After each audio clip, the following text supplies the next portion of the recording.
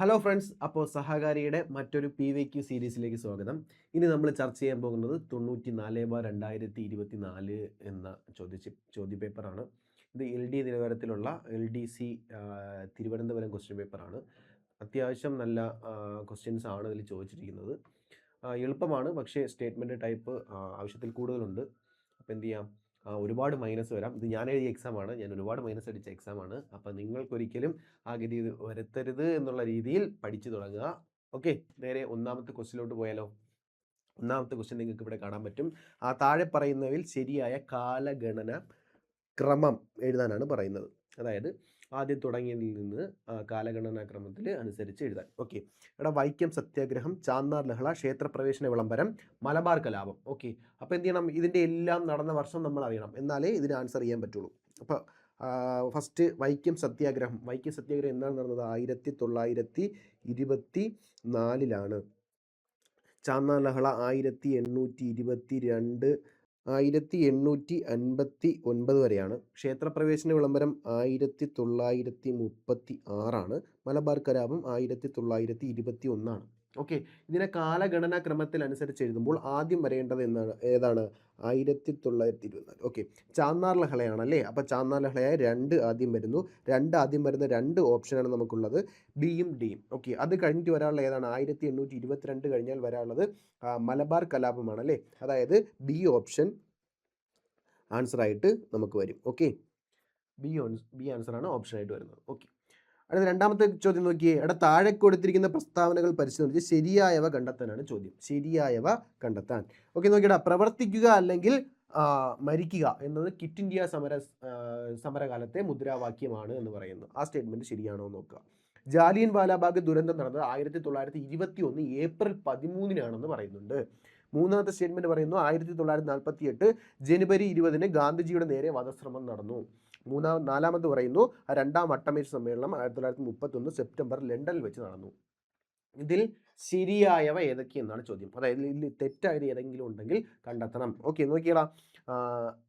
ജാലിയൻ വാലാബാഗ് ദുരന്തം നടന്നത് 1921 ഏപ്രിൽ 13 പറയുന്നു. അത് ശരിയായ പ്രസ്താവനയാണോ? ജാലിയൻ വാലാബാഗ് കൂട്ടക്കൊല നടന്നത് 1919 നമ്മൾ പഠിച്ചിട്ടുണ്ട്.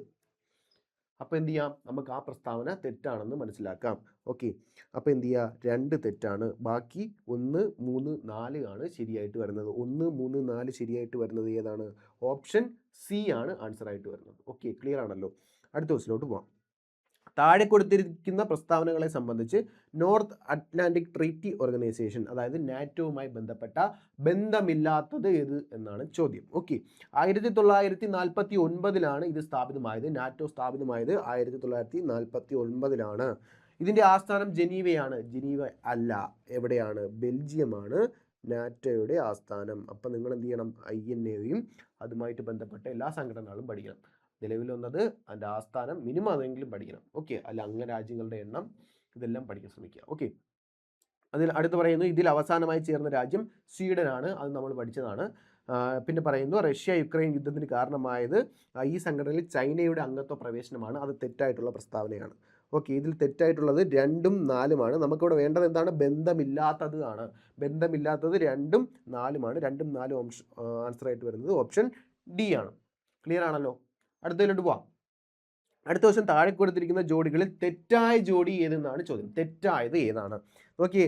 റോബിസ്പിയർ ഏതാണ്? ജാക്കോബിൻ ക്ലബ്ബ്, അത് ശരിയായിട്ടുള്ള പ്രസ്താവന. ഏപ്രിൽ തീസസ് VA ലെനിൻ, അതും ശരിയായിട്ടുള്ള പ്രസ്താവന. സ്പിരിറ്റ് ഓഫ് ലോ വോൾട്ടയർ, അത് ശരിയാണോ? ശരിയല്ല. സ്പിരിറ്റ് ഓഫ് ലോ എഴുതിയതാരാണ്? മോണ്ടസ്ക്യൂ ആണ്. മോണ്ടസ്ക്യൂ.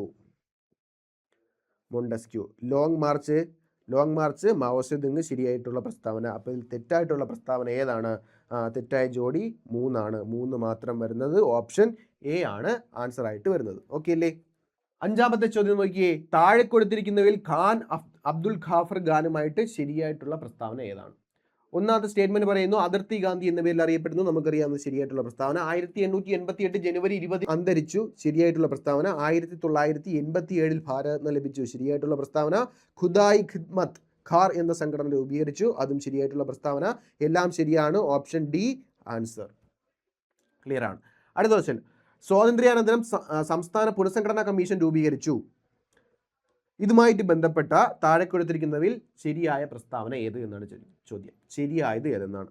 ഇത് രൂപീകരിച്ചത് 1953-ലാണ് ശരിയായ പ്രസ്താവന. ഇത് ഷാ കമ്മീഷൻ എന്ന പേരിൽ അറിയപ്പെടുന്നു. അത് തെറ്റായിട്ടുള്ള പ്രസ്താവന. അപ്പോൾ രണ്ട് വരുന്നതെല്ലാം നമുക്ക് ക്യാൻസൽ ചെയ്യാൻ പറ്റും. നമ്മൾ എ ഓപ്ഷൻ ക്യാൻസൽ ചെയ്തു, ബി ഓപ്ഷൻ ക്യാൻസൽ ചെയ്തു. ഓക്കെ, പിന്നെ വരുന്നത് ഏതൊക്കെയാണ്?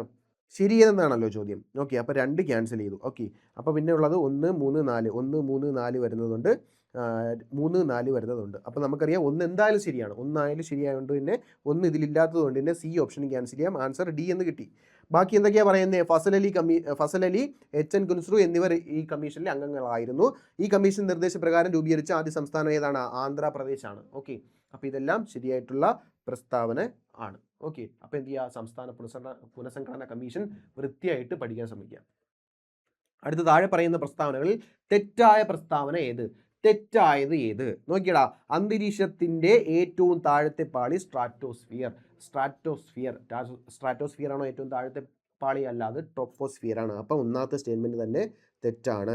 ഇതിൽ തെറ്റായ പ്രസ്താവന അല്ലേ? അപ്പോൾ 1 വരുന്നതായിരിക്കും ശരിയായിട്ടുള്ള പ്രസ്താവന. ശരിയായിട്ടുള്ള ആൻസർ. അപ്പോൾ ഏത് വരാം? സി വരൂല, ഡി വരൂല. 1ഉം 3ഉം അല്ലെങ്കിൽ 1ഉം 2ഉം. നോക്കിയടാ, നൈട്രസ് ഓക്സൈഡ് ഒരു ഹരിതഗൃഹവാതകമാണ്. അത് ശരിയായിട്ടുള്ള പ്രസ്താവന. അപ്പോൾ 1ഉം 2ഉം ഉറപ്പായിട്ടും വരൂല. നമുക്കുള്ള ആൻസർ കിട്ടി, ബി ആണ് ആൻസർ. ഓക്കെ, ഇവിടുന്ന് എന്ത് ചെയ്യാം? 2 സ്റ്റേറ്റ്മെന്റ് വായിക്കുമ്പോൾ തന്നെ ആൻസർ കിട്ടുന്നുണ്ട്. ഓക്കെ, 4 വായിക്കണോ? അടുത്ത് പറയുന്നു, ഗ്രാനൈറ്റ് ഒരുതരം അവസാദ ശിലയാണ്. അവസാദ ശിലയാണോ? അല്ല, ഗ്രാനൈറ്റ് ഒരു എന്ത് തരം ശിലയാണ്? ആഗ്നേയ ശിലയാണ്. ആഗ്നേയ ശിലയാണ്. അപ്പോൾ തെറ്റായിട്ടുള്ള പ്രസ്താവന ഏതാണ്? 1ഉം 3ഉമാണ്. ഓക്കെ, ശരിയായിട്ടുള്ള പ്രസ്താവന നമ്മൾ പറയുന്നു, നൈട്രസ് ഓക്സൈഡ് ഒരു ഹരിതഗൃഹവാതകമാണ്.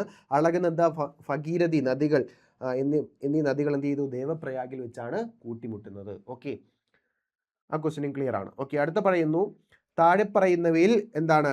ഇന്ത്യൻ മഹാസമുദ്രത്തിലെ സമുദ്രജല പ്രവാഹം ഏതാണ്? നോക്കിയടാ, 4 ഓപ്ഷൻ ഉണ്ട്. ബംഗുല പ്രവാഹം, ഖുറേഷ്യോ പ്രവാഹം, ഗൾഫ് സ്ട്രീം, അഗുൽഹാസ് പ്രവാഹം. ഇതിൽ ഏതാണ് ശരിയായിട്ടുള്ള ആൻസർ? എവിടെയുള്ള ഇന്ത്യൻ മഹാസമുദ്രത്തിലെ സമുദ്രജല പ്രവാഹം ഏതാണ്? അഗുൽഹാസ് പ്രവാഹമാണ്. ഏതാണ്? അഗുൽഹാസ് പ്രവാഹം. നോക്കിയടാ, ബംഗുല എവിടെയാണ്? അറ്റ്ലാന്റിക് സമുദ്രത്തിലാണ്. അറ്റ്ലാന്റിക്കിലാണ് ബംഗുല. അറ്റ്ലാന്റിക്കിലെ ഏതാണ്? ശീതജലപ്രവാഹമാണ്. അടുത്ത് പറയുന്നു, ഖുറേഷ്യോ എവിടെയാണ്? പസഫിക്കിലാണ്. ഖുറേഷ്യോ പസഫിക് സമുദ്രത്തിലാണ്. പസഫിക്കിലെ എന്ത് തരം? ഉഷ്ണജലം. ഉഷ്ണജലപ്രവാഹം. ഇനി അടുത്തുള്ളത് ഗൾഫ് സ്ട്രീം ആണ്. അതും എവിടെയാണ്? അറ്റ്ലാന്റിക്കിലാണ്. അതും എന്താണ്? ഉഷ്ണജലപ്രവാഹമാണ്. ഓക്കെ, നിങ്ങൾ എന്ത് ചെയ്യണം? എല്ലാ സമുദ്രത്തിലെയും എനിക്ക് തോന്നുന്നു ഒരു 20 പോയിന്റ് പഠിച്ചാൽ നിങ്ങൾക്ക് ഇതിനുള്ള ആൻസർ കിട്ടും. അതായത് ഓരോ സമുദ്രവും ആ സമുദ്രത്തിലുണ്ടാകുന്ന ഉഷ്ണജല പ്രവാഹം, ശീതജല പ്രവാഹങ്ങൾ സെപ്പറേറ്റ് ചെയ്ത് പഠിച്ചു കഴിഞ്ഞാൽ നിങ്ങൾക്ക് ഉറപ്പായും മാർക്ക് കിട്ടും. 1 മാർക്ക് സുഖമായിട്ട് ഉറപ്പിക്കാം. 20 പോയിന്റ് മാത്രം പഠിച്ചാൽ മതി. ഓക്കെ, ക്ലിയർ ആണല്ലോ? അടുത്ത പോയിന്റിലോട്ട് പോവാം. അടുത്ത ക്വസ്റ്റ്യൻ പറയുന്നു, താഴെ പറയുന്നവയിൽ ശരിയായ പ്രസ്താവനകൾ ഏതെല്ലാം? നോക്കിയടാ, ഇന്ത്യൻ സ്റ്റാൻഡേർഡ് സമയം ഗ്രീനിച്ച് സമയത്തേക്കാൾ 5.5 മണിക്കൂർ മുന്നിലാണ്. അത് ശരിയായിട്ടുള്ള പ്രസ്താവന. തമിഴ്നാട്ടിലെ കൂടംകുളത്ത് ഒരു ഭൗമ താപോർജ്ജ നിലയം സ്ഥിതി ചെയ്യുന്നു. തമിഴ്നാട്ടിലെ കൂടംകുളത്തുള്ളത് ഭൗമ താപോർജ്ജ നിലയമാണോ? അല്ല, അത് അറ്റോമിക് പവർ സ്റ്റേഷനാണ്. അപ്പോൾ രണ്ടാമത്തെ സ്റ്റേറ്റ്മെന്റ് തെറ്റാണ്. ശരിയായ പ്രസ്താവനകൾ ചോദിക്കുന്നു. അപ്പോൾ 2 വരുന്നതെല്ലാം നമുക്ക് ക്യാൻസൽ ചെയ്യാൻ പറ്റും. 2 വരുന്നത് എ ക്യാൻസൽ ചെയ്തു, ബി ക്യാൻസൽ ചെയ്തു, ഡി ക്യാൻസൽ ചെയ്തു. ആൻസർ കിട്ടി 1ഉം 4ഉം ആൻസർ ആണ്. നോക്കി, ഗുജറാത്തിന്റെ തലസ്ഥാനം അഹമ്മദാബാദ് എന്ന് പറയുന്നു. ആൻസർ കിട്ടി. അഹമ്മദാബാദ് ആണോ? അല്ല. അപ്പോൾ 1ഉം 3ഉം ആണ് തെറ്റ്. ബാക്കിയുള്ള 2ഉം 3ഉം ആണ് തെറ്റ്. 1ഉം 4ഉം ശരി. Option C. ഗുജറാത്തിന്റെ തലസ്ഥാനം അഹമ്മദാബാദ് ആണോ? അല്ല, ഗാന്ധിനഗർ ആണ് ആൻസർ. ഓക്കെ, സത്ലജ് ഹിന്ദു നദിയുടെ പോഷക നദിയാണ്. ശരിയാണ്. ഓക്കെ, അപ്പോൾ ഇങ്ങനെയും ആൻസർ ചെയ്യാൻ കഴിയും. ഓക്കെ, അടുത്ത ക്വസ്റ്റ്യൻ നോക്കാം. ഉഷ്ണമേഖലാ ചുഴലിക്കാറ്റുകൾ അറ്റ്ലാന്റിക് മേഖലയിൽ എന്തു പേരിൽ അറിയപ്പെടുന്നു? Cyclone, typhoon, willy willies, hurricane. ഉഷ്ണമേഖലാ ചുഴലിക്കാറ്റുകൾ അറ്റ്ലാന്റിക് മേഖലയിൽ അറിയപ്പെടുന്നത് എന്ത് പേരിലാണ്? ഹരിക്കെയിൻ എന്നാണ്. ഹരിക്കെയിനാണ്. അപ്പോൾ നിങ്ങൾ എന്ത് ചെയ്യാം? ഈ വാദങ്ങൾ അതായത് കാറ്റുകൾ എന്ന ടോപ്പിക് എന്ത് ചെയ്യുക? വൃത്തിയായിട്ട് പഠിക്കാൻ ശ്രമിക്കുക. കാറ്റുകൾ, സമുദ്രങ്ങൾ, ഇതെല്ലാം വൃത്തിയായിട്ട് പഠിക്കാൻ ശ്രമിക്കുക. മാർക്ക് ഉറപ്പിക്കുക അവിടെ നിന്ന്. ഓക്കെ, ക്ലിയർ ആണല്ലോ? അടുത്ത ക്വസ്റ്റ്യൻ നോക്കാം. കൊല്ലം മുതൽ കോട്ടപ്പുറം വരെ നീണ്ടു കിടക്കുന്ന ദേശീയ ജലപാത ഏതാണ്? NW1, NW2, NW3, NW4. ഇതിനെക്കുറിച്ചൊരു ചെറിയൊരു ക്ലാസ് നമുക്ക് അവിടെ പോയിട്ടുണ്ട്, അത് കാണാൻ ശ്രമിക്കുക. കുറച്ച് ഒരു ടേബിൾ മാത്രം പഠിച്ചാൽ 1 മാർക്ക് ഷുവർ ആക്കാം. ഒരു 5 6 ടേബിൾ, ഒരു കൂടിപ്പോയി 5 6 ടേബിൾ വരുമ്പോൾ ഒരു 12 16 പോയിന്റ് ക്ലിയർ ആക്കി പഠിച്ചു കഴിഞ്ഞാൽ 1 മാർക്ക് അവിടെ സേഫ് ആണ് നിങ്ങൾക്ക്. ഇവിടെ കൊല്ലം മുതൽ കോട്ടപ്പുറം വരെയുള്ള നീണ്ടു കിടക്കുന്ന ദേശീയ ജലപാത NW3 ആണ്. NW3 ആണ്. അടുത്ത ക്വസ്റ്റൻ നോക്കിയാൽ CA ക്വസ്റ്റൻ ആണ്. 2024 ലോക പരിസ്ഥിതി ദിനാഘോഷങ്ങൾക്ക് ആതിഥേയത്വം വഹിച്ച രാജ്യം ഏതാണെന്ന് ചോദിച്ചാൽ ഏതാണ്? സൗദി അറേബ്യയാണ്. 2025 എവിടെയാണെന്ന് ചോദിക്കാം. എവിടെയാണ്? ജെജു ദ്വീപ്. എവിടെയാണ്? ജെജു ദ്വീപ്. ദക്ഷിണ കൊറിയയിലെ ജെജു ദ്വീപാണ്. 2026 നടക്കാൻ പോകുന്നത് എവിടെയാണ്? അസർബൈജാനിൽ വെച്ചാണ് നടക്കാൻ പോകുന്നത്. ഓക്കെ ആണല്ലോ. അടുത്ത ക്വസ്റ്റ്യനിലോട്ട് പോവാം. ഇവിടെ ഇന്ത്യൻ ഹരിത വിപ്ലവത്തിന്റെ ഭാഗമല്ലാത്ത പ്രസ്താവന, അതായത് ഇന്ത്യൻ ഹരിത വിപ്ലവവുമായി ബന്ധപ്പെടാത്ത പ്രസ്താവന ഏതെല്ലാം എന്നാണ് ചോദ്യം. നോക്കാം. ആധുനിക സാങ്കേതിക വിദ്യ ഉപയോഗിച്ച് കാർഷികോൽപ്പന്നത്തിൽ വൻ വർധനവ് സൃഷ്ടിച്ചു. ശരിയായിട്ടുള്ള പ്രസ്താവന. രണ്ടാമത്തെ പ്രസ്താവന പറയുന്നു ഭക്ഷ്യോൽപാദന രംഗത്ത് ഇന്ത്യ സ്വയം പര്യാപ്തത കൈവരിച്ചു. ശരിയായിട്ടുള്ള പ്രസ്താവന. ജലസേചന സൗകര്യങ്ങൾ, അത്യുൽപാദന ശേഷിയുള്ള വിത്തിനങ്ങൾ, രാസവളങ്ങൾ, രാസകീടനാശിനികൾ എന്നിവ വ്യാപകമായി ഉപയോഗിക്കപ്പെട്ടു. ശരിയായിട്ടുള്ള പ്രസ്താവന. 1ാം പഞ്ചവത്സര കാലത്ത് മുതൽ ഹരിത വിപ്ലവം ആരംഭിച്ചു. തെറ്റായിട്ടുള്ള പ്രസ്താവന. ഹരിത വിപ്ലവം ആരംഭിച്ചത് 3ാം പഞ്ചവത്സര പദ്ധതി കാലത്താണ്. അപ്പം ഏതാണ്? 4 തെറ്റാണ്. ഇവിടെ നോക്കി ഏത് ഓപ്ഷനാണ്? 4 ശരിയല്ല എന്നുള്ള ഓപ്ഷൻ ഡി ആണ് ആൻസർ ആയിട്ട് വരുന്നത്. അപ്പം ഹരിത വിപ്ലവം വൃത്തിയായിട്ട് പഠിക്കണമെന്ന് മനസ്സിലായല്ലോ. നിങ്ങൾ ഈ ക്ലാസ്സിൻ്റെ, അതായത് PVQ സീരീസിൻ്റെ മറ്റ് ബാക്കിലോട്ടുള്ള ക്ലാസ്സുകൾ കണ്ടാൽ നിങ്ങൾക്ക് മനസ്സിലാവും ഹരിത വിപ്ലവം എന്നൊക്കെ എല്ലാ ക്വസ്റ്റ്യനും ഹരിത വിപ്ലവത്തിൽ നിന്നൊരു ചോദ്യം ഉണ്ടാവും. അപ്പോൾ എന്ത് ചെയ്യുക? ഹരിത വിപ്ലവം വൃത്തിയായിട്ട് പഠിക്കുക. 1 മാർക്ക് സേഫാണ് അവിടെ. അടുത്ത ക്വസ്റ്റ്യനിലോട്ട് പോവാം. ഇവിടെ 2022-23 കണക്കാണ്. ഇത് നമുക്ക് സ്കിപ്പ് ചെയ്യാം. ഇത് CA ക്വസ്റ്റ്യൻ ആണ്. ഇനി വരുന്ന എക്സാമിനൊന്നും ഇതിൽ നിന്ന് എന്തായാലും ഉറപ്പായിട്ടും ക്വസ്റ്റ്യൻ ഉണ്ടാവില്ല. അടുത്ത ക്വസ്റ്റ്യനിലോട്ട് പോവാം. ഇവിടെ റിസർവ് ബാങ്ക് ഓഫ് ഇന്ത്യയുമായി ബന്ധപ്പെട്ട് 2 പ്രസ്താവന നൽകിയിട്ടുണ്ട്. റിസർവ് ബാങ്ക് ഓഫ് ഇന്ത്യയുമായി ബന്ധപ്പെട്ടുള്ള 2 പ്രസ്താവന നൽകിയിട്ടുണ്ട്. നോക്കാം. ശരിയായിട്ടുള്ള ഓപ്ഷനാണ് തിരഞ്ഞെടുക്കാൻ പറഞ്ഞിരിക്കുന്നത്. ഒന്നാമത്തെ ഓപ്ഷൻ നോക്കിയാൽ റിസർവ് ബാങ്ക് ഓഫ് ഇന്ത്യയുടെ ഒരു പ്രധാന പണനയ ഉപാധിയാണ് repo rate, reverse repo rate. ഇതെല്ലാം വൃത്തിയായിട്ട് പഠിക്കണം. നിങ്ങൾക്ക് മനസ്സിലാവും. കഴിഞ്ഞ ക്ലാസ്സിൽ നമ്മൾ ഇതിനെപ്പറ്റി ചർച്ച ചെയ്തായിരുന്നു. അടുത്ത് പറയുന്നത് 2024 ഏപ്രിൽ മാസത്തെ റിപ്പോ റേറ്റ് ഇന്ത്യയുടെ പണനയ സമിതി റിപ്പോ റേറ്റ് 6.5% നിലനിർത്താൻ തീരുമാനിച്ചു. അപ്പോൾ എന്ത് ചെയ്യണം? ഒന്നാമത്തത് ശരിയായിട്ടുള്ള പ്രസ്താവനയാണ്. രണ്ടാമത്തത് അന്ന് വെച്ച് നോക്കുമ്പോൾ അതും ശരിയായിട്ടുള്ള പ്രസ്താവനയാണ്. ഇവിടെ ആൻസർ അന്ന് വന്നത് 1ഉം 2ഉം ശരിയായി എന്നാണ്. അപ്പോൾ നിങ്ങൾ എന്ത് ചെയ്യണം? ഓരോ മാസവും ഇതെന്ത് ചെയ്യും? റിപ്പോ റേറ്റ് മാറിക്കൊണ്ടിരിക്കും. നിങ്ങൾ ഏത് എക്സാം എഴുതാൻ പോകുന്നു അതിനൊരു 3 മാസം മുന്നേ ഉള്ള റിപ്പോ റേറ്റ് അല്ലെങ്കിൽ 2 മാസം മുന്നേ ഉള്ള റിപ്പോ റേറ്റ് കറക്റ്റ് കാൽക്കുലേറ്റ് ചെയ്ത് പഠിച്ചുകൊണ്ട് പോകാൻ ശ്രമിക്കാം. അപ്പോൾ അടുത്ത ക്വസ്റ്റ്യനിലോട്ട് പോവാം. അടുത്തത് ഇന്ത്യൻ സമ്പദ്ഘടനയെ സ്വാധീനിച്ച ചില പ്രധാന നയങ്ങൾ താഴെ നൽകിയിരിക്കുന്നു. അവയെ വീണ്ടും എന്താണ്? കാലഗണനാ ക്രമത്തിൽ ശരിയായ ക്രമം എഴുതാനാണ് പറഞ്ഞിരിക്കുന്നത്. ബാങ്ക് ദേശസൽക്കരണം എന്നാണ് നമുക്കറിയാം. ആദ്യമായിട്ട് ബാങ്ക് ദേശസൽക്കരണം നടക്കുന്നത് 1969 ഫസ്റ്റ് 1ാം ഘട്ടവും 2ാം ഘട്ടം 1980-ലുമാണ്. നമുക്കറിയാം, നമ്മൾ പഠിച്ചതാണ്. ആസൂത്രണ കമ്മീഷൻ രൂപീകരിക്കുന്നത് 1950 മാർച്ച് 15-നാണ്. അടുത്ത 500, 100, 1000 നോട്ടുകൾ നോട്ട് നിരോധനം 2016-ലാണ്. ഭൂപരിഷ്കരണം 1970-ലാണ്. അപ്പോൾ ഇതിൻ്റെ ആദ്യം നടന്നത് ഏതാണ്? ഇവിടെ നമുക്കറിയാം ആദ്യം നടന്നത് ആസൂത്രണ കമ്മീഷൻ രൂപീകരിച്ചു. അതായത് 2 ആദ്യം വരുന്നത്. 3 ഓപ്ഷൻ എ വെട്ടിക്കളഞ്ഞു. പിന്നെ നോക്കിയടാ, ആസൂത്രണ കമ്മീഷൻ രൂപീകരിച്ചത് 1950. അടുത്ത് വരുന്നത് 50 കഴിഞ്ഞാൽ ബാങ്ക് ദേശസൽക്കരണമാണ് വരുന്നത്. അതായത് 2 കഴിഞ്ഞാൽ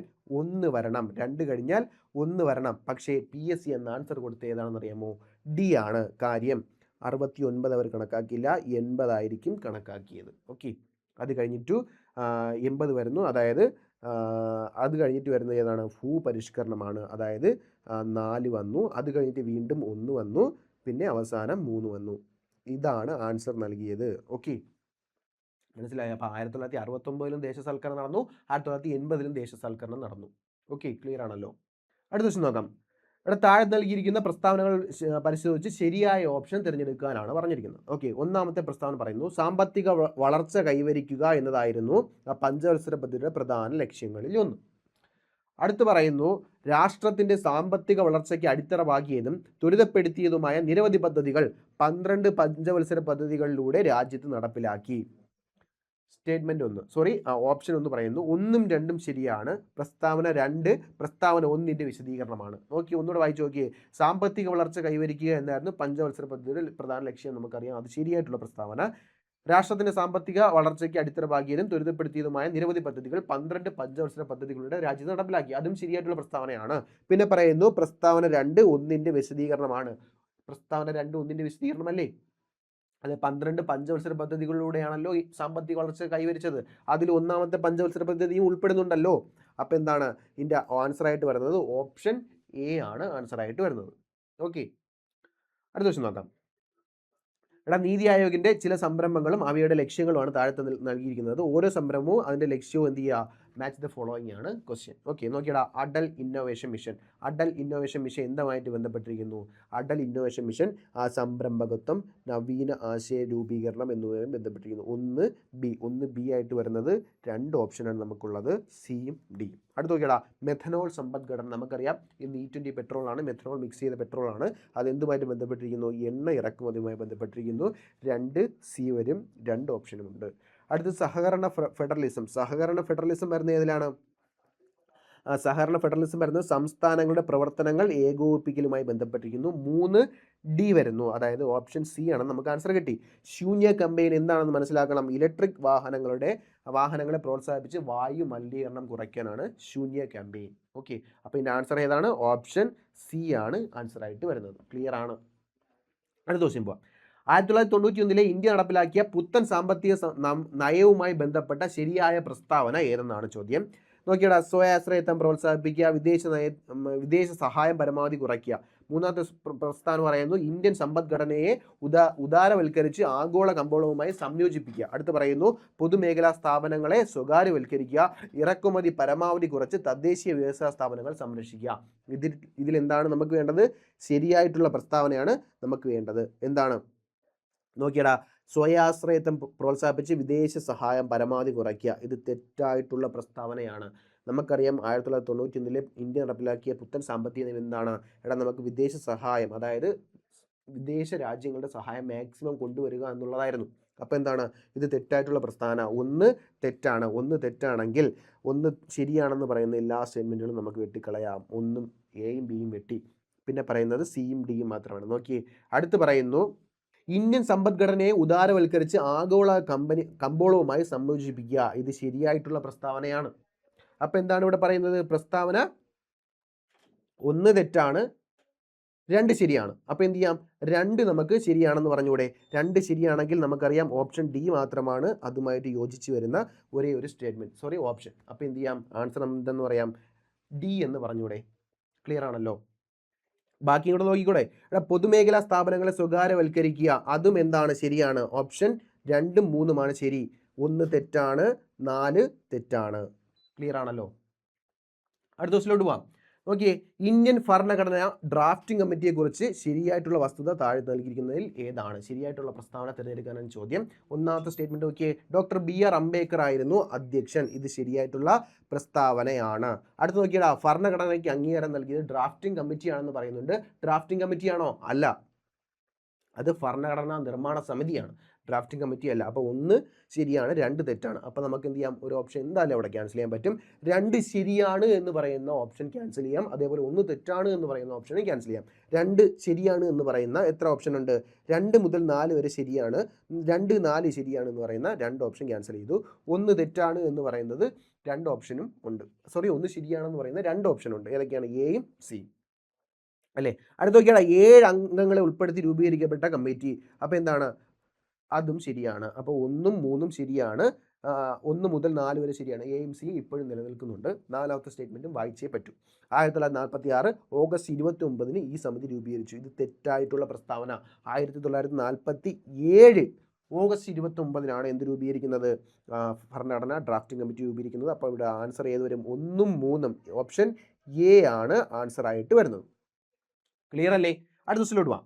സാർവത്രിക പ്രായപൂർത്തി വോട്ടവകാശം, അതായത് സാർവത്രിക വോട്ടവകാശം, മത്സരിക്കാനുള്ള അവകാശം എന്നിവയുമായി ബന്ധപ്പെട്ട താഴെ പറയുന്നവയിൽ ഏറ്റവും അനുയോജ്യമായ വസ്തുതകൾ എന്തൊക്കെയാണ്? ഓക്കെ, സാർവത്രിക പ്രായപൂർത്തി വോട്ടവകാശം. സാർവത്രിക വോട്ടവകാശത്തിന്റെ അടിസ്ഥാനത്തിൽ വേണം ലോക്സഭാ നിയമസഭാ തെരഞ്ഞെടുപ്പുകൾ നടത്തേണ്ടതെന്ന് 326 പ്രതിപാദിക്കുന്നു. ശരിയായിട്ടുള്ള പ്രസ്താവനയാണ് അല്ലേ? 326 സാർവത്രിക പ്രായപൂർത്തി വോട്ടവകാശവുമായി ബന്ധപ്പെട്ട പ്രസ്താവനയാണ്. 326 ശരിയാണ്. അപ്പോൾ 1 ശരിയാണ്. അപ്പോൾ 1 ശരിയല്ല എന്ന് പറയുന്ന ഓപ്ഷൻ നമുക്ക് എന്ത് ചെയ്യാം? ക്യാൻസൽ ചെയ്യാം. 2, 4 ശരി അല്ലേ? വേറെ ഒന്നും ചെയ്യാൻ പറ്റില്ല. ഓക്കെ, വകുപ്പ് 331 സാർവത്രിക വോട്ടവകാശത്തെ പറ്റി പറയുന്നു. അത് തെറ്റായിട്ടുള്ള പ്രസ്താവന ഏതാണ്? 326 ആൻസർ വരുന്നത് അല്ലേ? അപ്പം എന്ത് ചെയ്യാം? 2 ശരിയാണ് എന്ന് പറയുന്ന ഓപ്ഷൻസ് ശരിയായി ക്യാൻസൽ ചെയ്യാം. സി 1 മുതൽ 4 വരെ ശരി, 1ഉം 2ഉം മാത്രം ശരി എന്ന് പറയുന്നതും ക്യാൻസൽ ചെയ്യാം. അപ്പോൾ ഇവിടെ നമുക്ക് ആൻസർ കിട്ടി. ഡി ആണ് ആൻസർ. 1989 61 ഭേദഗതിയിലൂടെ വോട്ടവകാശത്തിനുള്ള പ്രായം 20 നിന്നും 18 കുറച്ചു. ശരിയായിട്ടുള്ള പ്രസ്താവന 1ഉം 3ഉം ശരിയായിട്ടുള്ള പ്രസ്താവന. 1989 62 ഭേദഗതിയിലൂടെ വോട്ടിംഗ് പ്രായം കുറച്ചു. തെറ്റാണെന്ന് നമുക്ക് മനസ്സിലായി കഴിഞ്ഞു. ഓക്കെ അല്ലേ? അടുത്ത ക്വസ്റ്റ്യൻ. ഇവിടെ രാജ്യസഭയുടെ പ്രത്യേക അധികാരങ്ങളെ സംബന്ധിക്കുന്ന ശരിയായ പ്രസ്താവന ഏതാണ്? രാജ്യസഭയുമായി ബന്ധപ്പെട്ട ഒരു ക്വസ്റ്റ്യൻ ആണ് വന്നിട്ടുള്ളത്. ഇതിന്റെ ആൻസർ നോക്കാം. ഇവിടെ സംസ്ഥാനങ്ങളെ ബാധിക്കുന്ന എല്ലാ പ്രശ്നങ്ങളും രാജ്യസഭയുടെ അംഗീകാരത്തിന് പരിഗണനയ്ക്ക് വിടണം. ശരിയായിട്ടുള്ള പ്രസ്താവനയാണ്. അടുത്ത് പറയുന്നു, സംസ്ഥാന പട്ടികയിലെ വിഷയങ്ങൾ രാജ്യത്തിന്റെ പൊതു താല്പര്യം പരിഗണിച്ച് യൂണിയൻ ലിസ്റ്റിലോ കൺകറന്റ് ലിസ്റ്റിലോ മാറ്റണമെങ്കിൽ അതിന് രാജ്യസഭയുടെ അംഗീകാരം വേണം. അതും ശരിയായിട്ടുള്ള പ്രസ്താവനയാണ്. എന്താണ്? സംസ്ഥാന ലിസ്റ്റിൽ അല്ലെങ്കിൽ എന്താണ് കൺകറന്റ് ലിസ്റ്റ് അല്ലേ?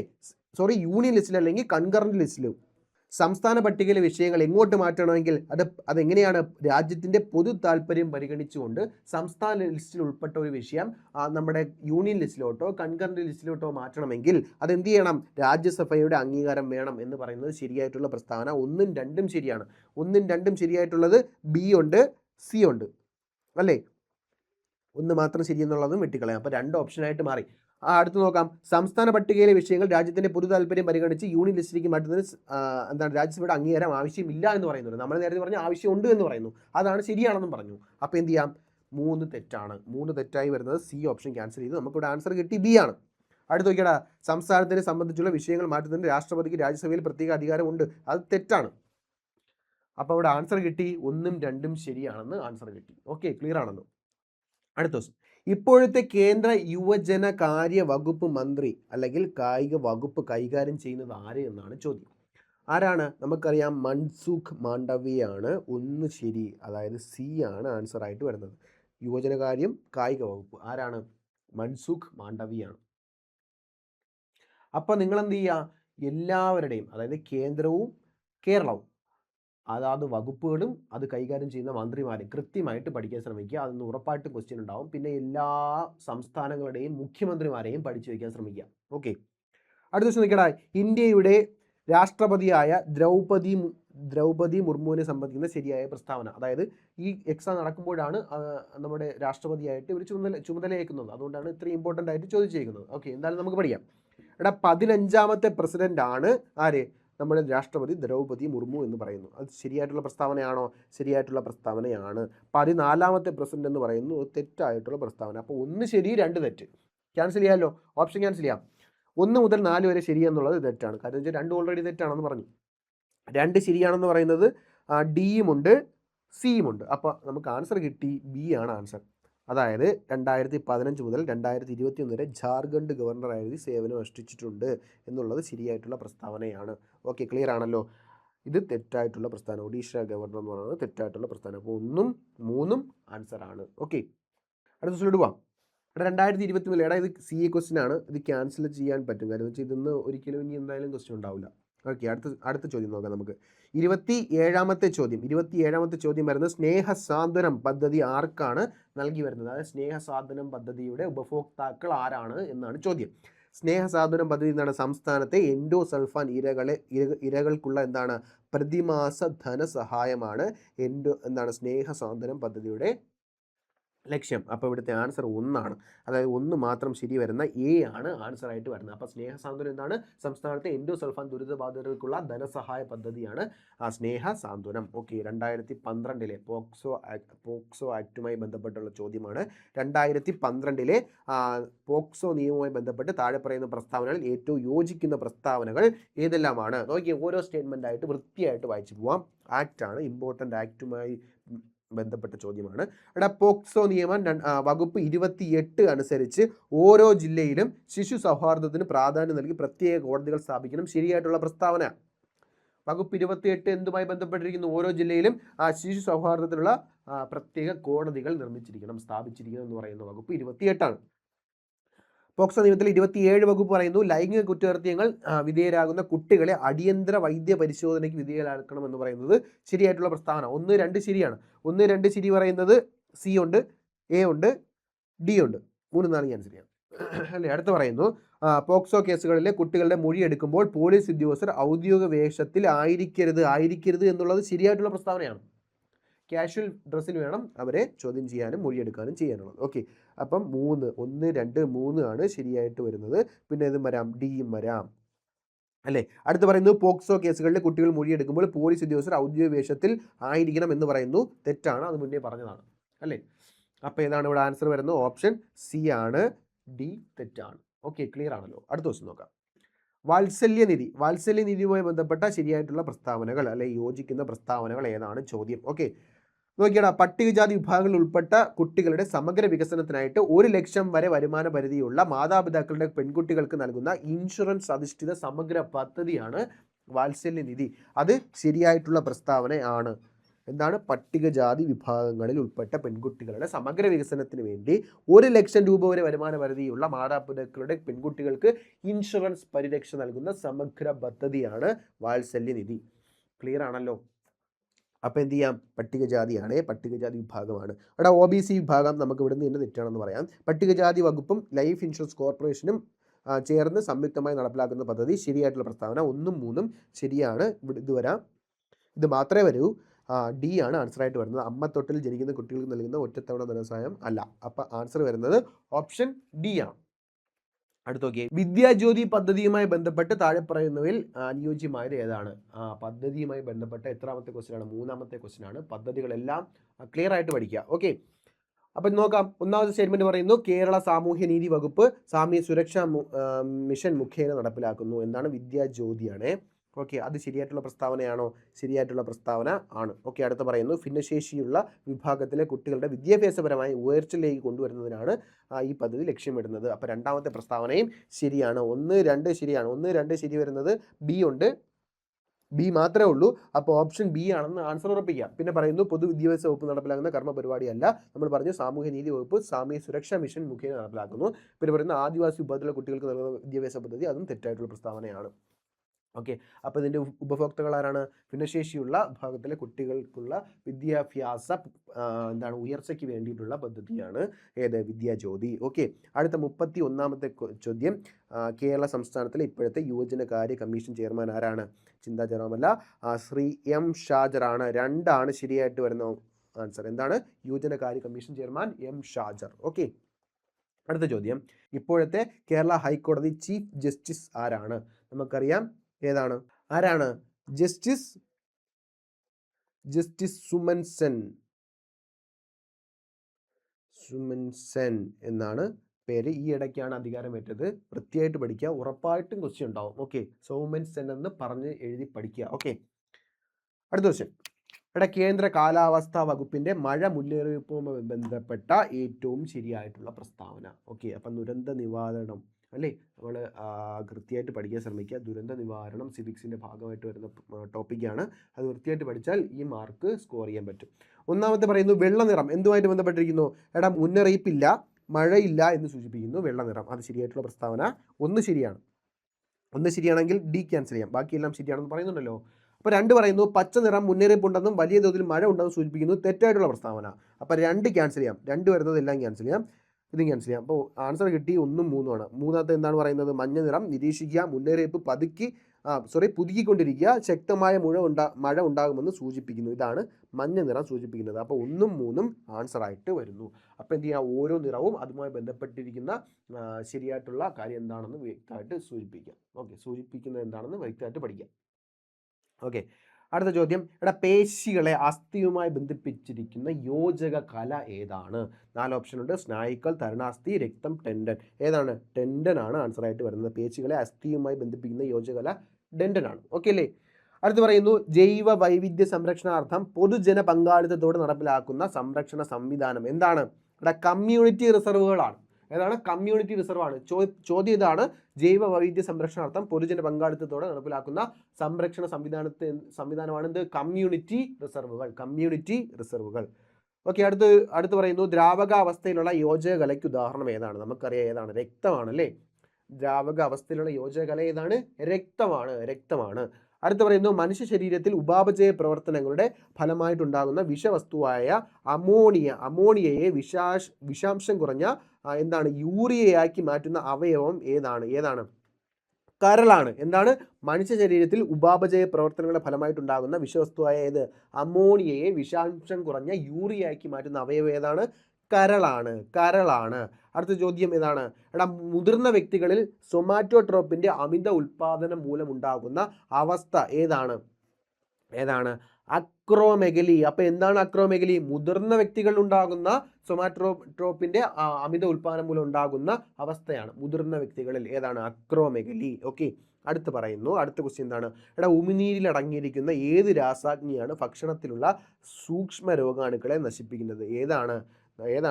ലൈസോസൈം. എന്താണ്? ലൈസോസൈം ആണ്. നമുക്കറിയാം അല്ലെ? എന്താണ്? ഉമിനീരിൽ അടങ്ങിയിരിക്കുന്ന രാസാഗ്നിയാണ് ലൈസോസൈം. എന്തിനാണ്? ഭക്ഷണത്തിലുള്ള സൂക്ഷ്മ രോഗാണുക്കളെ നശിപ്പിക്കുന്നു. ഓക്കെ, അടുത്ത് പറയുന്നു, പ്രമേഹം ബാധിച്ച കുട്ടികൾക്ക് സൗജന്യ ചികിത്സ നൽകുന്നതിനുള്ള കേരള ആരോഗ്യ വകുപ്പിന്റെ പദ്ധതി. 4ാമത്തെ പദ്ധതി ഏതാണ്? പ്രമേഹം ബാധിച്ച കുട്ടികൾക്കുള്ള പദ്ധതി ഏതാണ്? മിഠായി ആണ്. ഓക്കെ, അപ്പോൾ എത്ര പദ്ധതികളായി? അപ്പോൾ എല്ലാ പദ്ധതികളും കൃത്യമായിട്ട് പഠിക്കാൻ ശ്രമിക്കുക. ഓക്കെ, 4 മാർക്കാണ്. 4 മാർക്ക് എവിടെ പോകുന്നറിയാമോ നിങ്ങളുടെ റാങ്ക്? ഓക്കെ, അടുത്ത ചോദ്യം, 2024 ലോക പരിസ്ഥിതി ദിന ആഗോള ദിനാശങ്ങൾക്ക് ആതിഥേയത്വം വഹിച്ച രാജ്യം. നേരത്തെ വന്ന ചോദ്യം റിപ്പീറ്റഡ് ആയിട്ട് ചോദിച്ചതാണ്. ഏതാണ്? Saudi Arabia. ഇന്ന് നടക്കുന്ന 2025 26 കാര്യമൊക്കെ കഴിഞ്ഞ ക്വസ്റ്റ്യൻ പറഞ്ഞതാണ്. ഓക്കെ, 1 മീറ്റർ ഉയരത്തിലുള്ള മേശപ്പുറത്ത് സ്ഥിതി ചെയ്യുന്ന 0.2 ഗ്രാം മാസുള്ള ഒരു ബോക്സിന്റെ സ്ഥിതികോർജ്ജം എത്രയായിരിക്കും എന്നാണ് ചോദ്യം. എത്രയാണ്? 2 ജൂളാണ്. ഓപ്ഷൻ സി ആണ് ആൻസർ വരുന്നത്. 2 ജൂളാണ് ആൻസർ ആയിട്ട് വരുന്നത്. ഓക്കെ, നക്ഷത്രങ്ങളുടെ മിന്നിത്തിളക്കത്തിന് കാരണമായിട്ടുള്ള പ്രകാശ പ്രതിഭാസം ഏതാണ്? കൺഫ്യൂഷൻ ആവരുത്. ഏതാണ്? പ്രകീർണനം, പൂർണ്ണാന്തര പ്രതിഫലനം, വിസരണം, അപവർത്തനം. ഏതാണ്? ക്ലിയർ ആയിട്ട് പഠിച്ചോ. അപവർത്തനം. ഏതാണ്? അപവർത്തനമാണ് എന്തിന് കാരണമാകുന്ന? നക്ഷത്രങ്ങളുടെ മിന്നിത്തിളക്കത്തിന് കാരണമായ പ്രതിഭാസം. അപവർത്തനം, പ്രകീർണനം, പൂർണ്ണാന്തര ഇതെന്നൊക്കെ എന്തായാലും ഉറപ്പായിട്ടും ക്വസ്റ്റ്യൻ ഉണ്ടാവും. ഈ എല്ലാ പ്രതിഭാസങ്ങളും, പ്രകാശ പ്രതിഭാസങ്ങളും എല്ലാം തന്നെ കൃത്യമായിട്ട് പഠിക്കുക. ഓക്കെ, ഫാരൻഹീറ്റ് സ്കെയിലിൽ 32 ഡിഗ്രി ഫാരൻഹീറ്റ് താപനിലയ്ക്ക് തുല്യമായ സെൽഷ്യസ് സ്കെയിലിലെ താപനില എത്രയാണ്? ഓക്കെയാണ്. 32 ഡിഗ്രി ഫാരൻഹീറ്റ് താപനിലയ്ക്ക് തുല്യമായ സെൽഷ്യസ് സ്കെയിലിലെ താപനില എത്രയാണ്? 0 ഡിഗ്രി സെൽഷ്യസ് ആണ്. എന്താണ് ചോദ്യം? ഫാരൻഹീറ്റ് സ്കെയിലിലെ 32 ഫാരൻഹീറ്റ് താപനിലയ്ക്ക് തുല്യമായ സെൽഷ്യസ് സ്കെയിലിലെ താപനിലയാണ് 0 ഡിഗ്രി സെൽഷ്യസ് എന്നുള്ളത്. ഓക്കെ, ഇന്ത്യയിൽ ദേശീയ ബഹിരാകാശ ദിനമായിട്ട് പ്രഖ്യാപിക്കപ്പെട്ട തീയതി ഏതാണ്? ഓഗസ്റ്റ് 23 നമുക്കറിയാം നമ്മുടെ ചന്ദ്രയാൻ 3 എവിടെയാണ്? നമ്മുടെ ചന്ദ്രനിൽ ചെന്ന് പതിച്ച സോഫ്റ്റ് ലാൻഡിങ് നടത്തിയ ഡേറ്റ് ആണ് ഏത്? ഓഗസ്റ്റ് 23. അന്നാണ് എന്ത് തീരുമാനിച്ചത്? ഇന്ത്യയുടെ ദേശീയ ബഹിരാകാശ ദിനമായിട്ട് ഓഗസ്റ്റ് 23 ആചരിക്കാൻ തീരുമാനിച്ചതെന്നൊക്കെ നമ്മൾ പഠിച്ചതാണ്. ഓക്കെ, അടുത്ത നോക്കുന്നു. സൂര്യനെയും ബഹിരാകാശ വലയങ്ങളെയും കുറിച്ച് പഠിക്കുന്നതിന് ISRO തയ്യാറാക്കുന്ന ദൗത്യത്തിന്റെ പേര് ഏതാണ്? ആദിത്യ L1 എന്നാണ്. L1. ഓക്കെ, അടുത്ത ചോദ്യം, രാജദ്രാവകം അല്ലേ? രാജകീയ ദ്രാവകം അക്വാറീജിയ എന്നാൽ ഏതാണ്? ഓക്കെ, കൺഫ്യൂഷൻ ഉണ്ടാവാം. ഏതാണ്? Nitric acid, hydrochloric acid. അതിൻ്റെ റേഷ്യോ എങ്ങനെയാണ്? 1:2 എന്ന് 1:3 എന്ന് പറയുന്നു. ഓക്കെ, അവിടെ നിങ്ങൾക്ക് കൺഫ്യൂഷൻ ഉണ്ടാവാം. 3:1 ആണോ 1:3 ആണോ? ഹൈഡ്രോക്ലോറിക് ആസിഡ് കഴിഞ്ഞിട്ടാണോ നൈട്രിക് ആസിഡ്? ഓക്കെ, അങ്ങനെ യാതൊരുവിധ കൺഫ്യൂഷനും ഇനി ഉണ്ടാവരുത്. ഇതിൻ്റെ ആൻസർ ഏതാണ്? ഓപ്ഷൻ എ ആണ് ആൻസർ ആയിട്ട് വരുന്നത്. ഓക്കെ, ക്ലിയർ ആണല്ലോ? അപ്പോൾ എന്താണ്?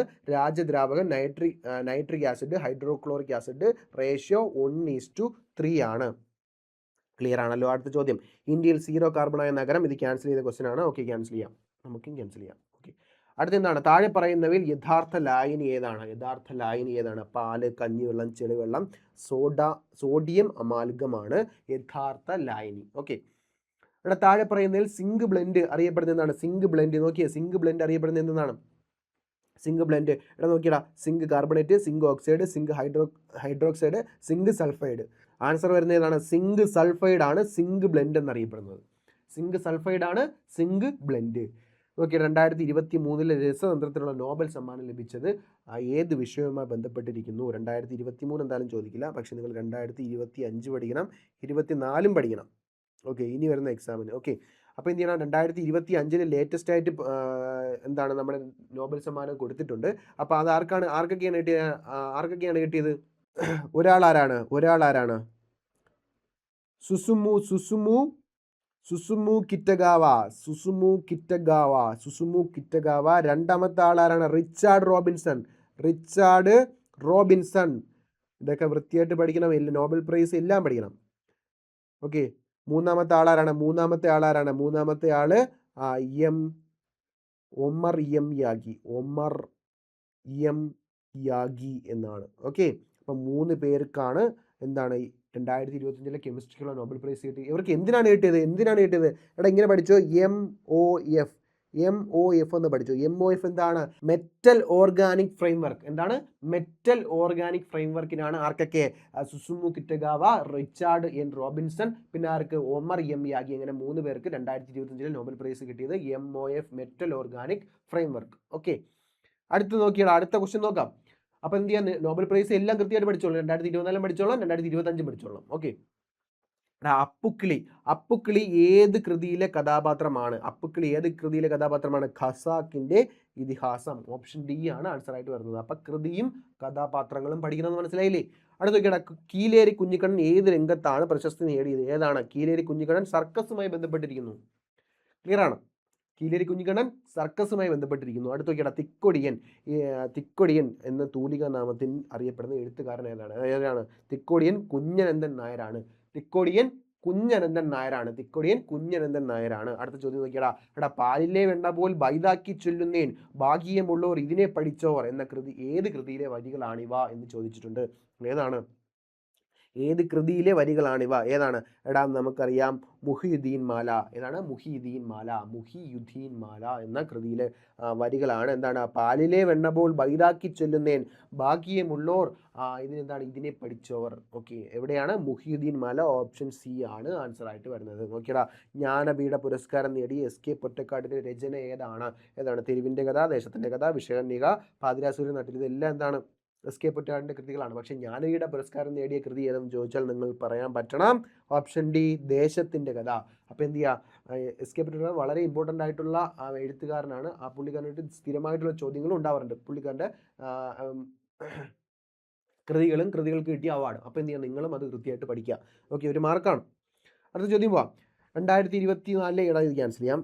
Monsoon croaks bioblitz. എന്താണ്? മൺസൂൺ ക്രോക്സ് ബയോബ്ലിറ്റ്സ് 2024 പദ്ധതി നടപ്പിലാക്കുന്നത് ആര് എന്നാണ് ചോദ്യം. എൻ്റെ ആൻസർ ആയിട്ട് വരുന്നത് ഏതാണ്?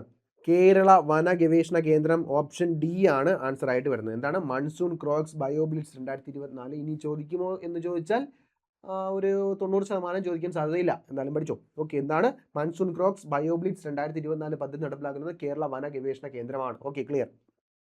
അടുത്ത് നോക്കിയാടാ, അടുത്ത് നമ്മൾ IT-യുമായി ബന്ധപ്പെട്ട ചോദ്യത്തിലോട്ട് കിടക്കുകയാണ്. Okay, byte, kilobyte, megabyte, dash, terabyte. ഇതിൽ വിട്ടുപോയത് ഏതാണ്? ഇതിന്റെ ആൻസർ ആയിട്ട് വരുന്നത് ഏതാണ്? വിട്ടുപോയത് ഏതാണ്? ഗിഗാബൈറ്റ് ആണ്. ഗിഗാബൈറ്റ്. ഓപ്ഷൻ ബി ആണ് ആൻസർ ആയിട്ട് വരുന്നത്. അപ്പോൾ byte, kilobyte, megabyte, gigabyte, terabyte. Okay, clear ആണല്ലോ? അടുത്ത ചോദ്യം, താഴെ തന്നിരിക്കുന്ന സോഫ്റ്റ്വെയറും അതുണ്ടാക്കിയ കമ്പനിയും ശ്രദ്ധിക്കുക. ഓക്കെ, നോക്കിയടാ, എഡ്ജ് മൈക്രോസോഫ്റ്റ് ശരിയാണ്. ഫോട്ടോഷോപ്പ് മൈക്രോസോഫ്റ്റ് എന്ന് പറയുന്നത് അല്ല, അഡോബാണ്. അഡോബ്.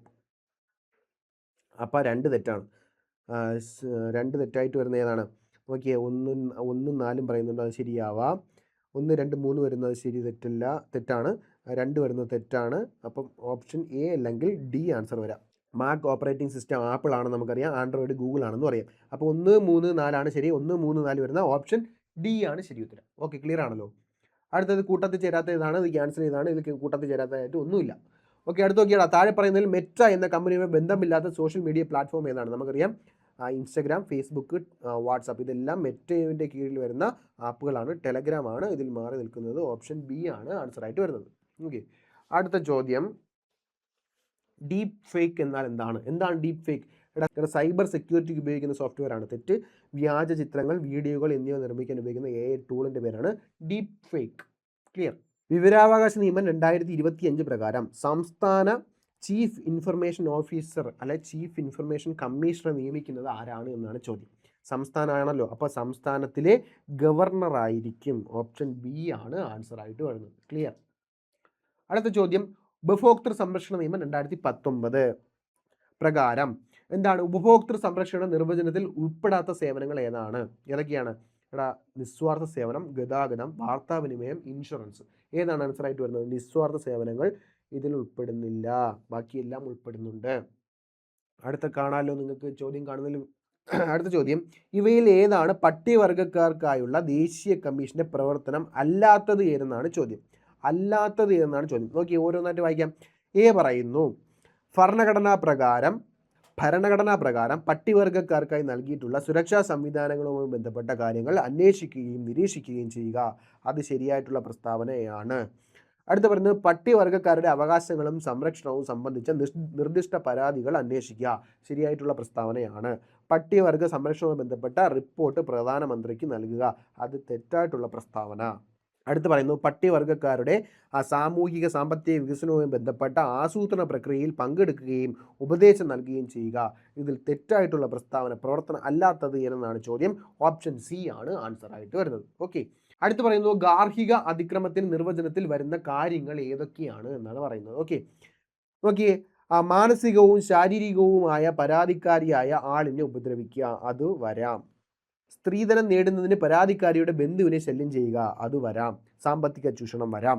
മുകളിൽ കൊടുത്തിരിക്കുന്നവയെല്ലാം ആണ് ആൻസർ ആയിട്ട് വരുന്നത്. Option D. ലൈംഗിക അതിക്രമങ്ങളിൽ നിന്നും കുട്ടികളെ സംരക്ഷിക്കുന്നതിനുള്ള നിയമം നേരത്തെ നമ്മൾ പറഞ്ഞതാണ്, പോക്സോ ആയിട്ട് 2012 ആണ് അല്ലേ. അപ്പോൾ ഓപ്ഷൻ എ ആണ് ആൻസർ ആയിട്ട് വരുന്നത്. ഓക്കെ, ക്ലിയർ ആണല്ലോ. അടുത്ത ക്വസ്റ്റ്യൻ നോക്കാം. ദേശീയ മനുഷ്യാവകാശ കമ്മീഷന്റെ ചെയർമാൻ. ഓക്കെ, ഇതെല്ലാം നമുക്ക് ക്യാൻസൽ ചെയ്യാം. നിലവിലെ ആരാണ്? Justice V Ramasubramanian.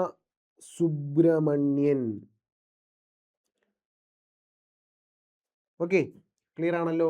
നിലവിലെ മനുഷ്യാവകാശ കമ്മീഷന്റെ ചെയർമാൻ ആരാണ്? ജസ്റ്റിസ് വി സുബ്രഹ്മണ്യനാണ്. അടുത്ത ദേശീയ വനിതാ കമ്മീഷൻ ചെയർമാൻ ആരാണെന്നാണ് അടുത്ത ചോദ്യം. ഓക്കെ, അതാരാണ്? രേഖാ ശർമ്മയായിരുന്നു. ഇപ്പം നിലവിൽ ആരാണ്? ജസ്റ്റിസ് വിജയ കിഷോർ റഹ്താർ. ഓക്കെ, ക്ലിയർ ആണല്ലോ. നിലവിലെ മനുഷ്യാവകാശ കമ്മീഷൻ ചെയർമാൻ വിജയ് കിഷോർ റഹ്താർ ആണ്. ഓക്കെ, ഇത്രയും ചോദ്യങ്ങളാണ് നമ്മൾ ചർച്ച ചെയ്തത്.